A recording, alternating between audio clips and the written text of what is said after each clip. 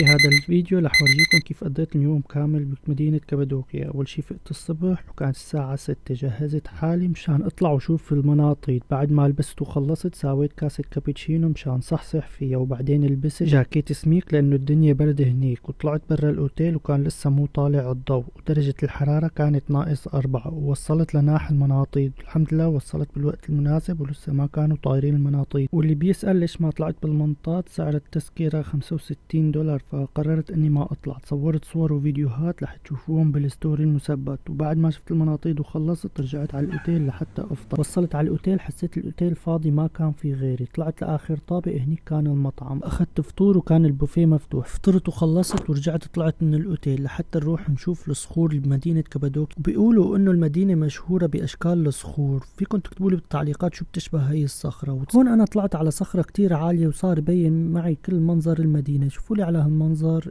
يا عيني. رجعت على الاوتيل لحتى ارتاح شوي، وبعد ما ريحت رجعت جهزت حالي وطالع اتمشى. وقررت اني اطلع على اعلى نقطة بالمدينة لحتى اشوف كيف بيكون منظر المدينة بالليل.